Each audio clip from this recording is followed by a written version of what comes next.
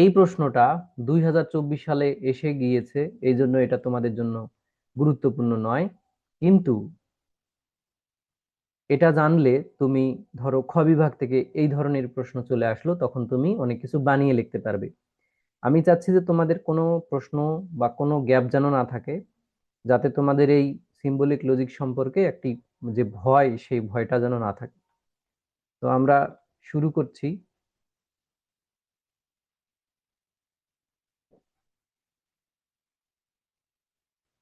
আমি তো যুক্তিবিদ্যায় প্রতীক ব্যবহারের উপযোগিতা, উপযোগিতা মানে হচ্ছে সুবিধাগুলা, সুবিধার আর একটা নাম হচ্ছে উপযোগিতা বা প্রয়োজনীয়তা আলোচনা করো।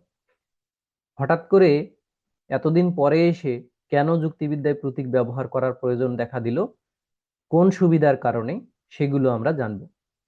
যুক্তিবিদ্যার প্রধান কাজ বৈধ যুক্তি থেকে অবৈধ যুক্তির পৃথক করা।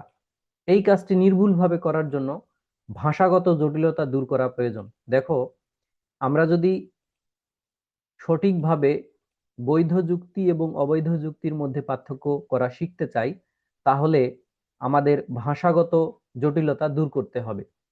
প্রাচীন যুক্তিবিদ্যায়, সাবেকি যুক্তিবিদ্যায় ভাষার ব্যবহার বেশি ছিল, যুক্তির কাঠামো অনেক সময় অস্পষ্ট হয়ে পড়ত। তাহলে এটা প্রাচীন বা সাবেকি যুক্তিবিদ্যার একটা দোষ।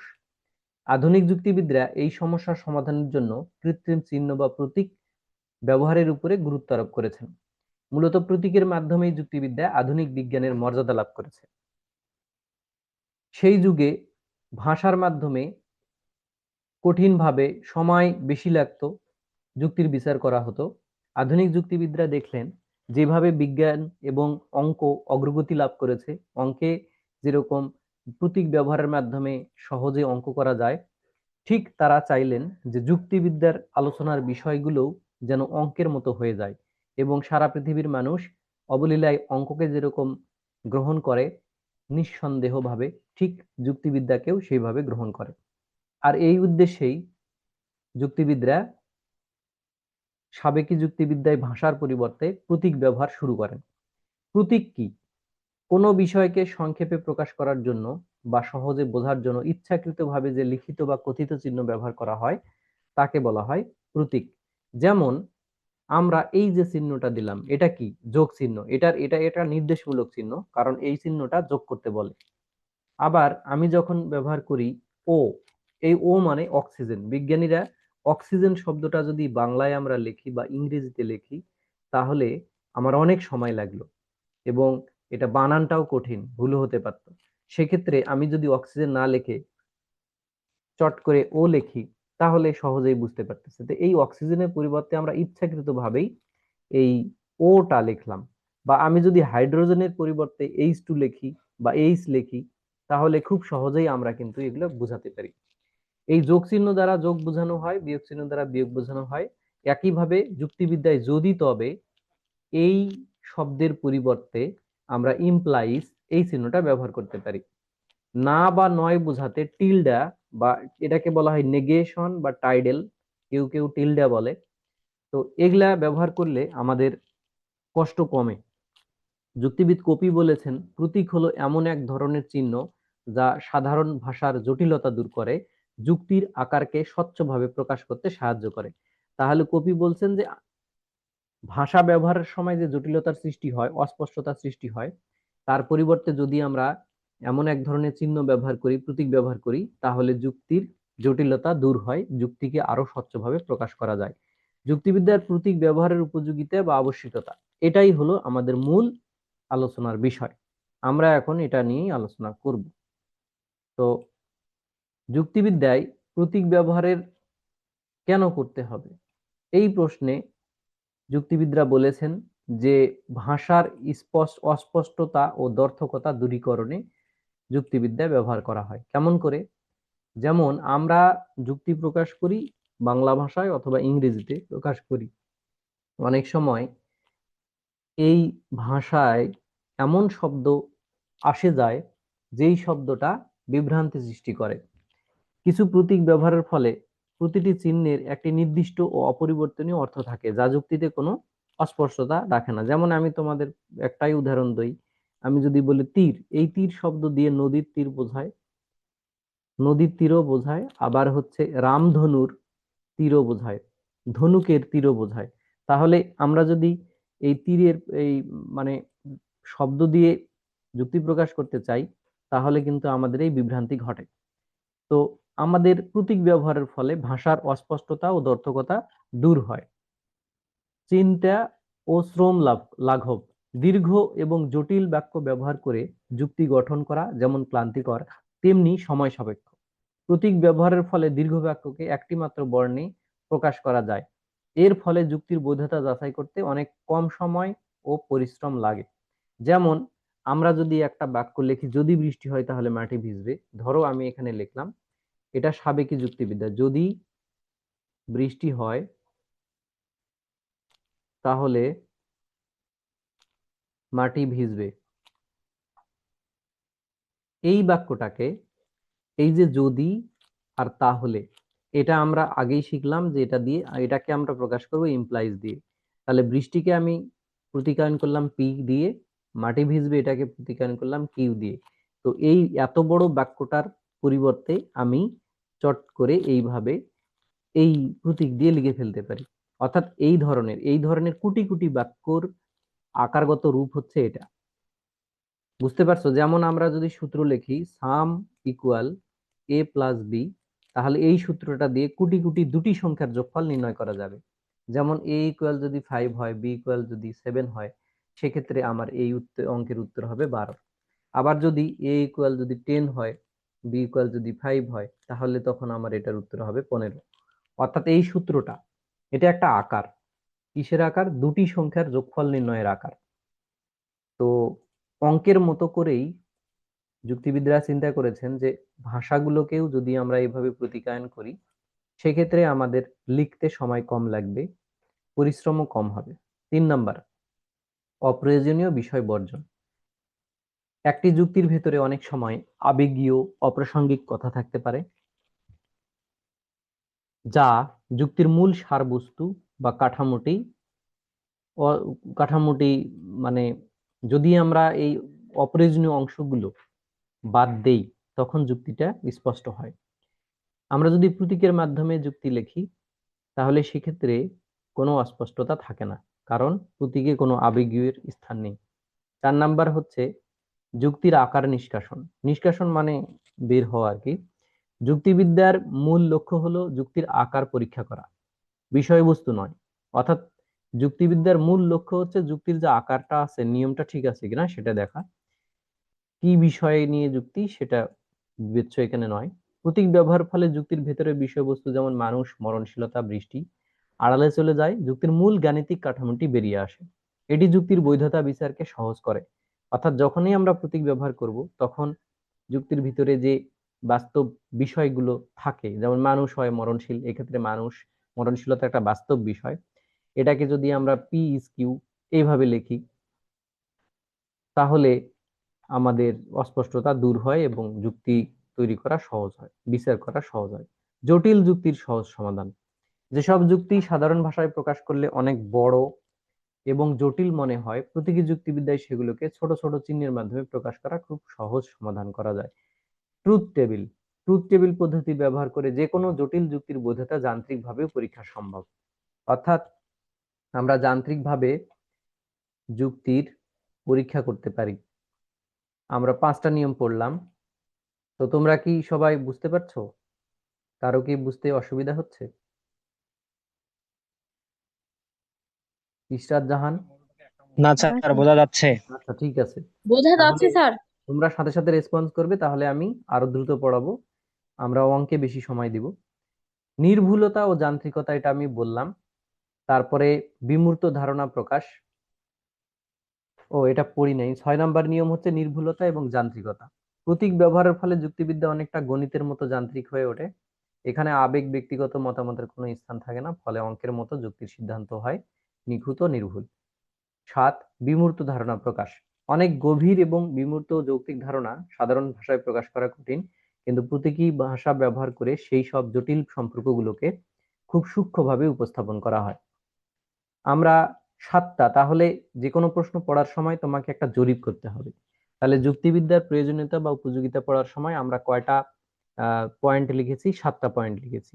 তোমার যদি এই কথা মনে থাকে যে এই প্রশ্ন আমার পরীক্ষার সময় তো 7টা পয়েন্ট বই পড়ছি, তো প্রশ্ন আসছে ছোট হয়ে, তখন তুমি এটাকে ভেঙে লাইনগুলো কমিয়ে দিবে, 7টা পয়েন্টই রাখবে কিন্তু লাইনগুলো কমাবে।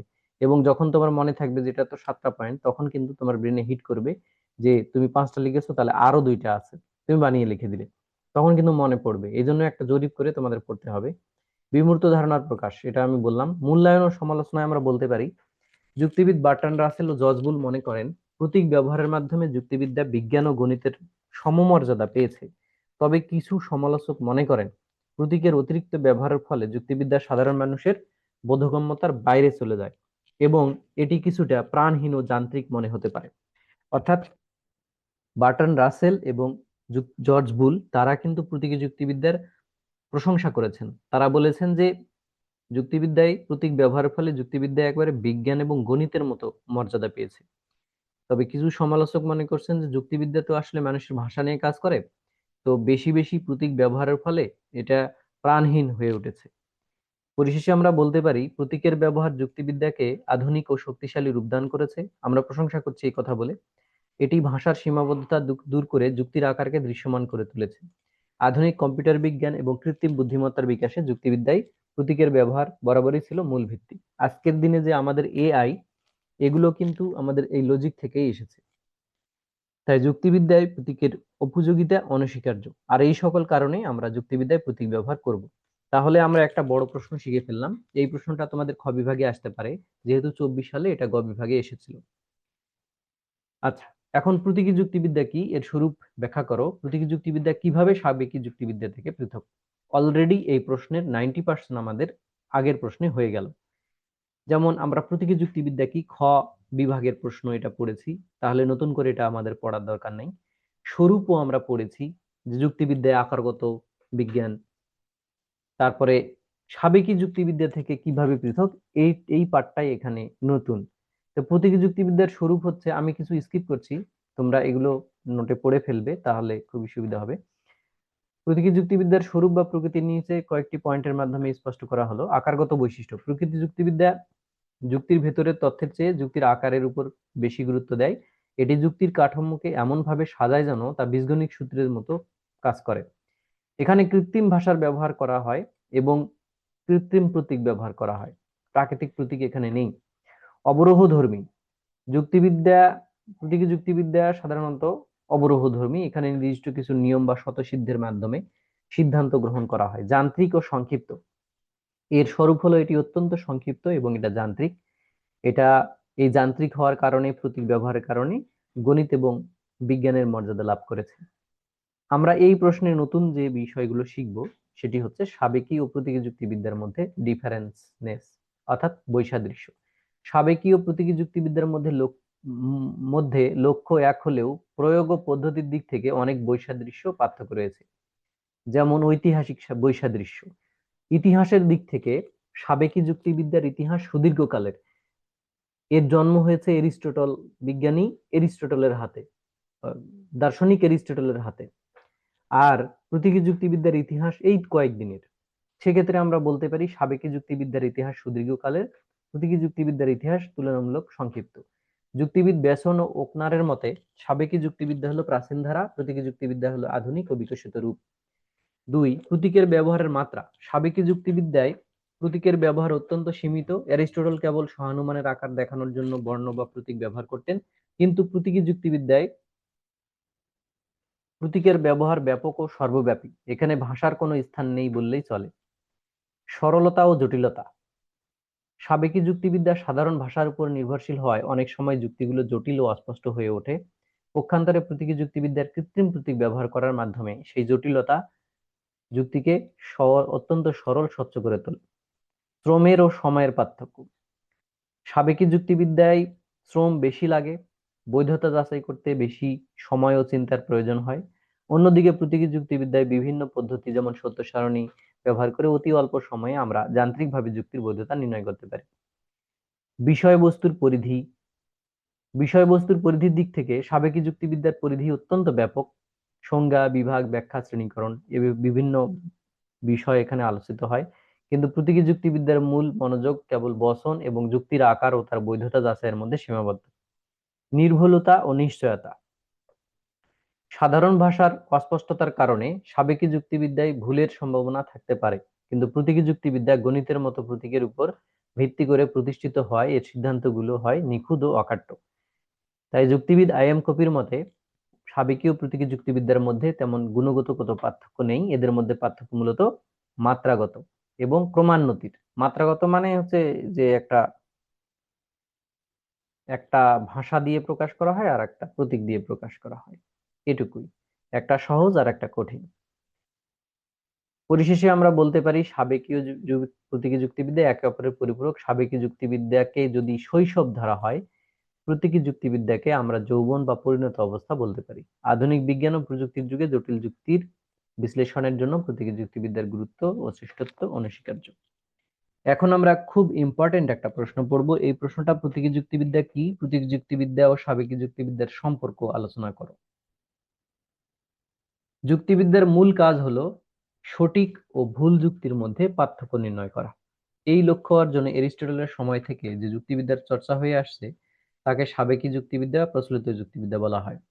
অন্যদিকে আধুনিক যুগে গণিতের নির্ভুলতা ও প্রতীকের ব্যবহার যুক্ত করে যুক্তিবিদ্যার যে নতুন রূপ দেওয়া হয়েছে তাকে প্রতীকী যুক্তিবিদ্যা বলে। আমরা আরো সহজ করে বলতে পারি, যুক্তিবিদ্যার যে শাখাটি প্রতীক ব্যবহারের মাধ্যমে যুক্তির বিচার করে তাকে প্রতীকী যুক্তিবিদ্যা বলে। এই দুই ধারার মধ্যে পার্থক্য থাকলেও এদের অত্যন্ত গভীর সম্পর্ক। প্রতীকী যুক্তিবিদ্যা কি? যুক্তিবিদ্যার যে শাখায় সাধারণ ভাষার বদলে বিশেষ কৃত্রিম প্রতীক যেমন পি কিউ, ইমপ্লাইজ, নেগেশন, ভেল ব্যবহার করে যুক্তির আকার ও বৈধতা বিচার করা হয় তাকে প্রতীকী যুক্তিবিদ্যা বলে। কপি বলেছেন, প্রতীকী যুক্তিবিদ্যা হলো সাবেকি যুক্তিবিদ্যারই উন্নত শক্তিশালী সংস্করণ, যা সাধারণ ভাষার অস্পষ্টতা দূর করে। উদাহরণ হিসেবে আমরা বলতে পারি, যদি বৃষ্টি হয় তবে মাটি ভিজবে, এই বাক্যটিকে আমরা যদি শব্দ দিয়ে লিখি অনেক সময় লাগবে। এই বাক্যটিকে আমরা খুব সহজে প্রতীকী যুক্তিবিদ্যায় লিখতে পারি পি ইমপ্লাইজ কিউ আকারে। অর্থাৎ এটা এটা এটা হচ্ছে যদি বৃষ্টি হয় সে তার পরিবর্তে প্রতীকী রূপ, আর এটা হচ্ছে মাটি ভিজবে, এটা তার প্রতীকী রূপ। প্রতীকী ও সাবেকী যুক্তিবিদ্যার সম্পর্ক। সাবেকী ও প্রতীকী যুক্তিবিদ্যার সম্পর্ককে মূলত তিনটি দৃষ্টিকোণ থেকে ব্যাখ্যা করা যায়। একটা, ক্রম পরিবর্তনের সম্পর্ক, ইভলিউশনারি রিলেশনশিপ। যদি পারো ইংরেজিটা দিবে, না হলে দরকার নাই। সাবেকী যুক্তিবিদ্যা প্রতীকী যুক্তিবিদ্যা দুটি আলাদা বিষয় নয়, বরং একই বিষয়ের দুটি ভিন্ন স্তর। সাবেকী যুক্তিবিদ্যা হলো যুক্তিবিদ্যার ভিত্তি বা শৈশবকাল, আর প্রতীকী যুক্তিবিদ্যা হলো তার পরিণত বা আধুনিক রূপ। যুক্তিবিদ বেসন ওকনার প্রতীকী যুক্তিবিদ্যার ইতিহাস সংক্ষিপ্ত হলেও সাবেকী যুক্তিবিদ্যারই একটি ধারাবাহিক বিবর্তন। অর্থাৎ পুরাতন এক সময় সাবেকী যুক্তিবিদ্যা শুরু হয়ে আস্তে আস্তে সামনের দিকে এগিয়ে গেছে, পরে এসে প্রতীকী যুক্তিবিদ্যার রূপ লাভ করছে। তোমরা কি বুঝতে পারছো? জি স্যার। আচ্ছা। উপাদানের মিল ও রূপগত সম্পর্ক। উভয় যুক্তিবিদ্যার মূল লক্ষ্য হলো এক, অর্থাৎ যুক্তির বৈধতা বিচার করা। সাবেকী যুক্তিবিদ্যা এরিস্টটল যেভাবে সকল মানুষ হয় মরণশীল বচনটি বিশ্লেষণ করেছেন, প্রতীকী যুক্তিবিদ্যায় সেটিকে আরো সংক্ষেপে এক্স বা পি চিহ্নের মাধ্যমে দেখানো হয়। তাই বলা যায় এদের মধ্যে কোনো গুণগত পার্থক্য নেই, কেবল মাত্রাগত পার্থক্য রয়েছে। অর্থাৎ একই জিনিস, একটা সহজ আর একটা কঠিন। প্রতীকের ব্যবহারে ভিন্নতা। সাবেকী যুক্তিবিদ্যায় প্রতীকের ব্যবহার ছিল খুব কম এবং অনিয়মিত। এরিস্টটল কেবল সহানুমানের কাঠামো দেখাতে বর্ণ ব্যবহার করতেন, কিন্তু প্রতীকী যুক্তিবিদ্যায় প্রতীকের ব্যবহার ব্যাপক ও সুশৃঙ্খল। প্রতীকের এই আধিক্যই সাবেকী ধারাকে আধুনিক ধারায় রূপান্তরিত করেছে। জটিলতা ও সরলতার সম্পর্ক। সাবেকী যুক্তিবিদ্যা সাধারণ ভাষার উপর নির্ভর করায় অনেক সময় জটিল ও দ্ব্যর্থক হয়ে পড়ে। প্রতীকী যুক্তিবিদ্যা কৃত্রিম সংকেত ব্যবহারের মাধ্যমে সেই জটিলতা দূর করে যুক্তিকে গণিতের মতো সরল ও স্বচ্ছ করে তুলেছে। এগুলা খুবই সহজ পরিপূরক সম্পর্ক। এই সাবেকী যুক্তিবিদ্যা ও প্রতীকী যুক্তিবিদ্যা পরস্পরের পরিপূরক, কারণ সাবেকী যুক্তিবিদ্যা যদি না থাকতো তাহলে প্রতীকী যুক্তিবিদ্যার জন্ম হতো না। সাবেকী যুক্তিবিদ্যার নিয়মগুলোই প্রতীকী যুক্তিবিদ্যায় আরো নিখুঁতভাবে পরীক্ষা করা হয়। প্রতীকী যুক্তিবিদ্যা ছাড়া সাবেকী যুক্তিবিদ্যার অনেক জটিল বিষয় সহজ হয়ে যেত না। কপি বলেছেন, প্রতীকী যুক্তিবিদ্যা হলো সাবেকী যুক্তির একটি উন্নত হাতিয়ার। সাবেকী যুক্তিবিদ্যা আমাদের যুক্তির বুনিয়াদ শেখায়, প্রতীকী যুক্তিবিদ্যা সেই বুনিয়াদের উপর দাঁড়িয়ে দ্রুত নির্ভুল সিদ্ধান্তে পৌঁছাতে সাহায্য করে। বর্তমানে কম্পিউটার প্রোগ্রামিং ও কৃত্রিম বুদ্ধিমত্তা এআই মূলত এই প্রতীকী যুক্তিবিদ্যারই ফসল। উপসংহার পরিশেষে বলা যায় সাবেকীয় প্রতীকী যুক্তিবিদ্যার মধ্যে কোনো বিরোধ নেই। এদের সম্পর্ক আদি ও আধুনিক সম্পর্কের মতো। সাবেকী যুক্তিবিদ্যা যদি হয় বীজ, তবে প্রতীকী যুক্তিবিদ্যা হলো সেই বীজের মহীরুহ। মহীরুহ মানে অনেক বড় গাছ বা বটবৃক্ষ। যুক্তিবিদ্যার পূর্ণতা অর্জনে এই দুই ধারার সমন্বয় অপরিহার্য।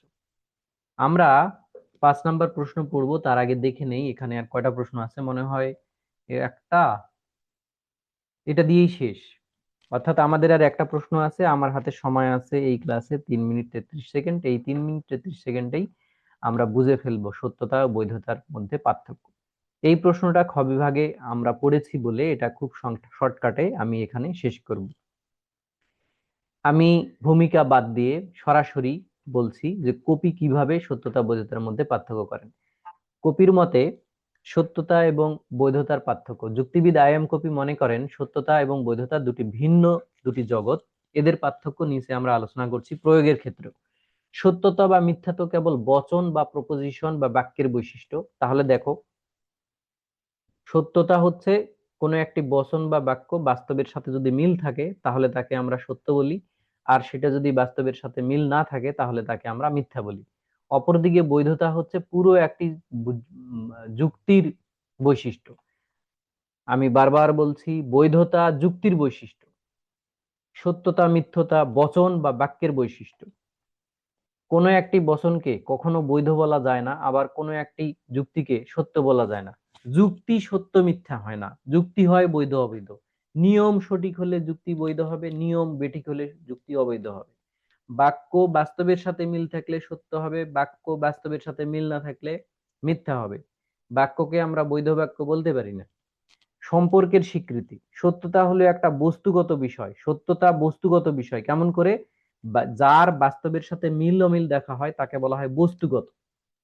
বাস্তবের সাথে মিল অমিল, কোনো বচনে যা বলা হয়েছে তা যদি বাস্তব জগতের সাথে মিলে যায় তবে তা সত্য। যেমন সকল মানুষ হয় মরণশীল, এটা একটা সত্য বচন বা বাক্য, কারণ বাস্তবে আমরা মানুষকে মরতে দেখি। কিন্তু বৈধতা হলো একটি আকারগত বিষয়। এটি যুক্তির সিদ্ধান্ত তার আশ্রয় বাক্য থেকে নিয়মানুসারে নিশ্চিত হলেই তবেই তা বৈধ। এক্ষেত্রে বাস্তব জগতের সাথে মিল থাকা জরুরি নয়। বচনের সত্যতা ও যুক্তির বৈধতার সম্পর্ক। আই.এম. কপি দেখিয়েছেন যে যুক্তির বৈধতা তার আশ্রয় বাক্যের সত্যতার উপর নির্ভর করে না। তিনি কয়েকটি সম্ভাবনা তুলে ধরেন। সত্য আশ্রয় বাক্য ও বৈধ যুক্তি। আশ্রয় বাক্য সত্য, যুক্তি বৈধ হতে পারে। যেমন আমরা বলতে পারি, এখানে দেখো এখানে একটা যুক্তির রূপ আমি দেই। এই যে দেখো, আমরা একটা যুক্তিকে যদি দেখি যে সকল মানুষ হয় মরণশীল, এটা হলো আমাদের প্রথম বাক্য, প্রথম আশ্রয় বাক্য। দ্বিতীয় আশ্রয় বাক্য হলো সকল রাজা হয় মানুষ, অতএব সকল রাজা হয় মরণশীল। তাহলে এখানে যে দুইটা আশ্রয় বাক্য আমরা ব্যবহার করেছি, এই দুটা আশ্রয় বাক্য সত্য এবং এর সিদ্ধান্তও সত্য। তাহলে এই যুক্তিটা, এই তিনোটা মিলে একটা যুক্তি, এই যুক্তিটা একটি বৈধ যুক্তি। কারণ যুক্তির যে নিয়ম, সেই নিয়ম মেনেই আশ্রয় বাক্য দুটি থেকে সিদ্ধান্ত নিশ্চিত হয়েছে। তাহলে এই যুক্তির প্রত্যেকটি বাক্য সত্য এবং যুক্তিটি বৈধ। ঠিক আছে? অর্থাৎ এটা বাস্তবের সাথে মিল আছে, বাস্তবের সাথে মিল আছে, বাস্তবের সাথে মিল আছে। তাহলে তিনটা বাক্যই সত্য। যুক্তির নিয়ম অনুসারেও সত্য। যুক্তির এখানে নিয়ম হচ্ছে, কোন যুক্তির আশ্রয় বাক্য, দুটি আশ্রয় বাক্য যদি সত্য হয় তাহলে তার সিদ্ধান্ত কখনো মিথ্যা হবে না। আবার মিথ্যা আশ্রয় বাক্য বৈধ যুক্তি, এটাও হতে পারে। আমাদের হাতে আর 1 মিনিট সময় আছে, অল্পের জন্য শেষ হয়ে গেল রে। আচ্ছা, 4 জন জয়েন করেছে, আরো জয়েন করবে। তো দেখো, আমরা এই যুক্তিটা দেখলাম। আমি আরেকবার ভালো করে বলি, এই তিনটা বাক্য নিয়ে, দুটা আশ্রয় বাক্য ও একটি সিদ্ধান্ত, এই তিনটা জিনিসে একটি মাত্র মেসেজ আছে। সেই মেসেজটা হলো সকল রাজা হয় মরণশীল, সকল মানুষ হয় মরণশীল, এটা আমাদের জানা সত্য। সকল রাজা হয় মানুষ, এটাও আমাদের জানা কথা। অতএব আমরা বলতে পারি সকল রাজা হয় মরণশীল। কিছু কিছু রাজা এখনো বেঁচে আছেন, মারা যাননি এখনো, কিন্তু তাদের ক্ষেত্রেও আমরা বলছি তারাও মরণশীল। এই তিনটা বাক্য নিয়ে একটাই মাত্র যুক্তি, আর একটি যুক্তিতে তিনটি যুক্তি বাক্য বা বচন রয়েছে। এই এই যে এটাকে যদি এককভাবে বিচার করি তাহলে এটা সত্য, এটাও সত্য, এটাও সত্য। তাহলে সত্যতা হচ্ছে বচন বা যুক্তি বাক্যের বৈশিষ্ট্য, আর বৈধতা হলো যুক্তির বৈশিষ্ট্য। আমার মনে হয় তোমরা বুঝতে পারছো যে সত্যতা আর বৈধতা আসলে কি। মিথ্যা আশ্রয় বাক্য কিন্তু বৈধ যুক্তি হতে পারে। আশ্রয় বাক্য মিথ্যা হতে পারে, কিন্তু যুক্তি আবার বৈধ হতে পারে। কেমন? যেমন আমরা যদি বলি সকল মানুষ হয় চার পেয়ে, চার পেয়ে মানে হচ্ছে সকল মানুষ হয় চারটা করে পা আছে মানুষের। কিন্তু দেখো আমরা যদি বলি যে সকল মানুষ হয় চার পেয়ে, এটা কি বাস্তবের সাথে মিল আছে? বাস্তবে তো দেখি গরুর চারটা পা আছে। কিন্তু আমি এখানে বললাম আর কি, তাহলে আমার কথাটা, এখানে যে কথাটা আমি বলছি সেটা একটি মিথ্যা কথা। আবার সকল কবি হয় মানুষ, এটা আবার সত্য কথা, এটা বাস্তবের সাথে মিল আছে।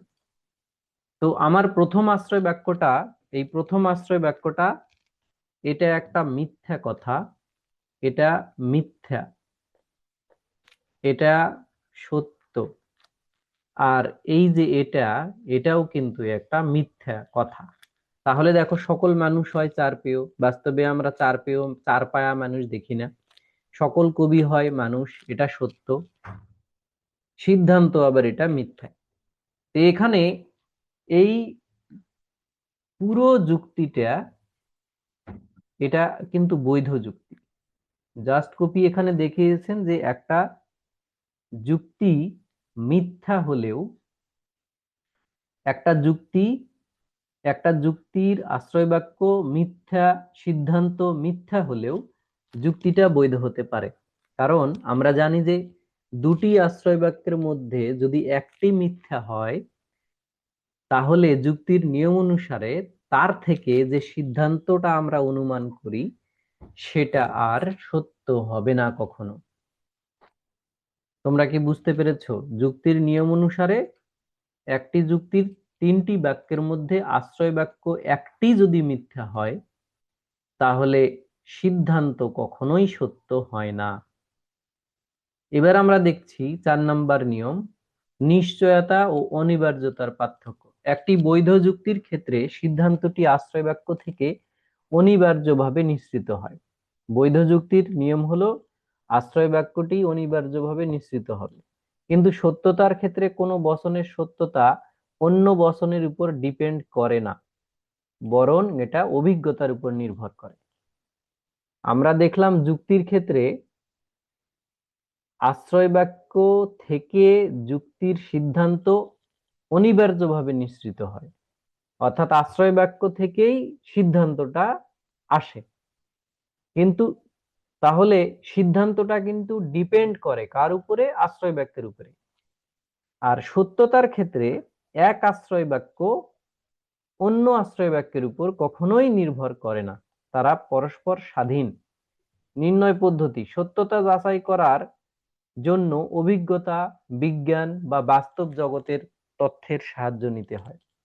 আমরা যদি সত্যতা যাচাই করতে চাই তাহলে আমাদেরকে, যেমন আমি যদি বললাম গোলাপটি হয় লাল, তাহলে আমার হাতে একটা গোলাপ ফুল আছে, আমি বললাম গোলাপটি হয় লাল।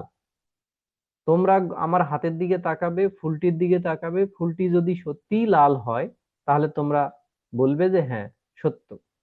আর যদি ফুলটি কালো হয় বা নীল হয় তাহলে তোমরা বলবে সত্য না। তাহলে এই যে গোলাপ ফুল লাল না কালো সেটা দেখার জন্য তোমার চোখের প্রয়োজন। চোখ ব্যবহার করা মানেই তুমি ইন্দ্রিয় অভিজ্ঞতা ব্যবহার করছো। কিন্তু বৈধতা যাচাই করার জন্য কেবল যুক্তির নিয়ম প্রয়োজন, সহানুমানের নিয়ম বা সত্য সারণী প্রয়োজন, পরীক্ষা করলেই চলে। সত্যতা ও বৈধতার পার্থক্যকারী আমরা যদি ছকের মাধ্যমে এই পার্থক্যটা দেখাই, সেক্ষেত্রে সত্যতা হলো বচনের বৈশিষ্ট্য, বৈধতা হচ্ছে যুক্তির বৈশিষ্ট্য।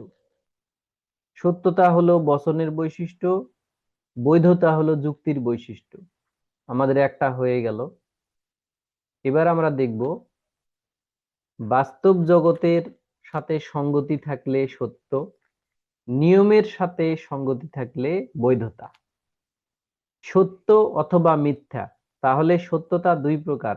সত্য দুটা জিনিস হয়, সত্যও হয় মিথ্যা হয়। এটাও দুইটা, বৈধ হয় অবৈধ হয়। তথ্যের সঠিকতা নিশ্চিত করা যায় সত্যতা দ্বারা, আর বৈধতা চিন্তার কাঠামো সঠিক রাখা হয়। উদাহরণ হিসেবে আমরা যদি বলি হয় মানুষ হয় দ্বিপদ, এটা সত্য কথা। সকল এ হয় বি, সকল সি হয় এ, অতএব সকল সি হয় বি। তাহলে এটা একটা আকার, এটা কিন্তু সত্য নয়। যেমন আমরা এখানে এখানে আমাদের তিনটা বাক্য আছে, সকলে হয় বি, এটা তো আমি বললাম শুধু, সকলে কোনোদিন বি হয় নাকি? তাহলে এ চিহ্ন আর বি চিহ্ন আলাদা কেন? সকল সি হয় এ, অতএব বলতে পারি সকল সি হয় বি। তো সেক্ষেত্রে এটা আবার যুক্তির ক্ষেত্রে এটা বৈধ, অর্থাৎ এটা নিয়ম অনুসারে ঠিক আছে। উপসংহারে আমরা বলতে পারি যে সত্যতা ও বৈধতা যুক্তিবিদ্যার দুটি ভিন্ন মেরু। যুক্তিবিদ আই এম কপির মতে যুক্তিবিদ্যার কাজ মূলত যুক্তির বৈধতা নিয়ে, সত্যতা নিয়ে নয়।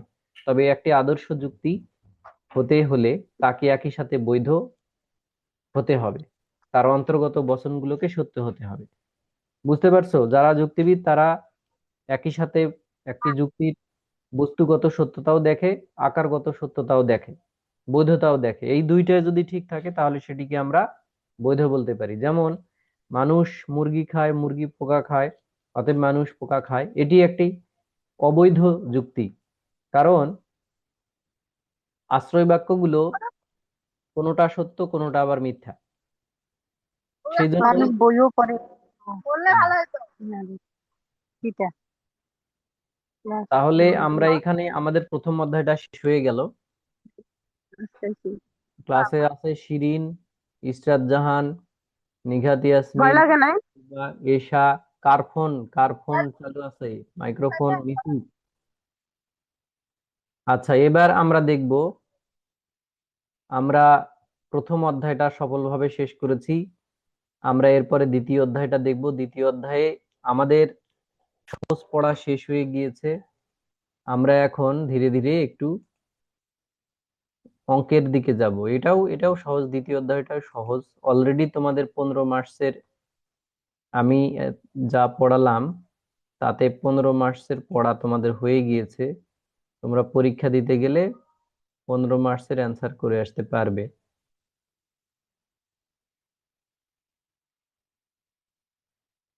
তাহলে আমরা আগামী দিন পড়ব দ্বিতীয় অধ্যায়। দ্বিতীয় অধ্যায়ে আমরা কি কি পড়বো সেটা আমি তোমাদের একটু দেখাই।